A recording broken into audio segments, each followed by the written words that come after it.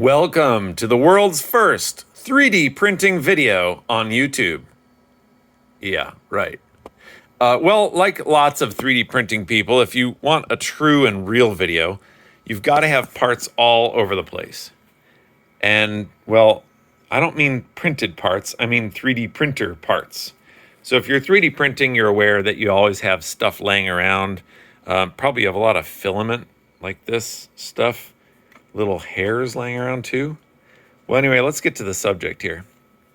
This is a Creality Ender 3 V2 version 2, and I really get the feeling this is a Creality Ender 3 version 2 plus 2.035 parts available on the side, who knows what. But it originally had this cooling thingy over it, this shroud, which contained two fans, one to cool the extruder up here. You have to keep that cool because you need the hot end to be hot and the cold end to be cold. It's kind of like some sort of McDonald's thing from the 1980s. I don't know, look it up. Anyway, and then you have another fan that blows air below the hot end to cool the material as soon as it hits the part that you're making. And so this hot end has a silicone little doohickey around it to keep the hot end really hot and not have to pump lots of heat in. But then the fan can blow below it and cool the filament off here at the nozzle. See that? Nozzle. Or schnozzle if you prefer. Well, anyway, this fan over here, the one that keeps the extruder cold, that is noisy as hell on this. It is a bad fan. Bad fan. Bad fan. And it needs to be replaced. But while I was replacing it or going through the process to get it replaced, I thought I'd print this Petsfang Blokhead cooling mod. So the stock cooling for the Ender printer, at least this Ender 3 V2, has a single duct, and it comes out of a really micro-sized fan. And this is the micro-sized fan right here. So it's kind of a diminutive little feller. The Petsfang Blokhead uses a 50-15, that's 50 millimeters in diameter by 15 millimeters thick fan. And yes, I know this is not the correct screw, so cut me some slack. There'll be plenty of screw ups in this video that you can pick on, so just hold yourself for a minute. Anyway, Dave, the Petsfang guy, created a really kick-butt modular system that can mount on lots of different aftermarket extruders for the Creality printers and others, and it can fit on the stock one. And this is, and then he's made it modular. So this part is supposed to be the same each time, and then these mounting brackets are different. So let's look at the mounting bracket first, even though the coolest part is, the coolest computation is in the Blokhead duct, but the mounting bracket is really quite brilliant. It's got all sorts of features here to help it mount exactly where it needs to go and stay there and so on. So if I go to put this in, it clips on around the sheet metal right back there. You can see that kind of clip with the two holes in it. My finger's in one of the holes now.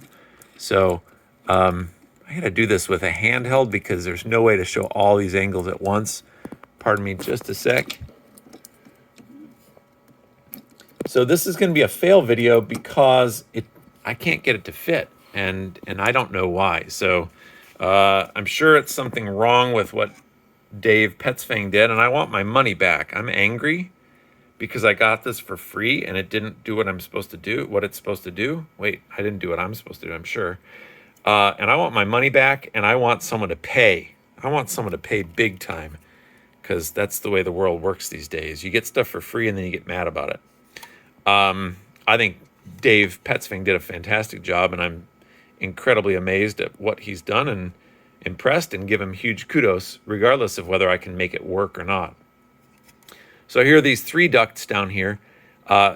Dave's got some really good CFD shots, some computational flow dynamics that he's run on this blower to show that the air splits equally, and it comes out in quite a laminar fashion out of these ducts. It's not too turbulent, so it doesn't blow the filament all over. It just cools the part where it should be. I'm sure he did a lot of trial and error like any good farm engineering guy. I mean, he's from Iowa, and if you're not a farmer in Iowa, you're probably nothing. So if you're not from the U.S., look it up. Iowa, lots of farming. So I'm doing great, right? Everything's great here. I've got this mount printed for the BL Touch. Clips in right here, or screws in right there. And the BL Touch bed leveling device is here, the thing that goes down and senses where the bed is. The firmware checks it in lots of places and sets up a mesh for the flatness of the bed and a tilt. I mean, just ridiculously cool what the open source community has done. Huge kudos. But this blockhead doesn't fit. So everything's great, right? Looks great, fits on the stock extruder, great. There it is. Stock extruder, wraps around it beautifully, spot to mount the BL Touch. Screw holes line up. There's zip tie slots here to hold this wire in. So I could put some zip ties in these two slots. Fan wires here. This is my old blower fan, which would be clipped and spliced in with some new wires to the other. This is the BL Touch probe wire, which would just wrap around and plug into the BL Touch on this side. So everything's great. Now this blockhead duct is supposed to go up here. Oh, I didn't even mention.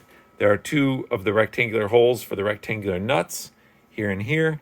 So when I slide this blockhead duct up, I can put it right there, one-handed, and I can put some screws into the nuts here.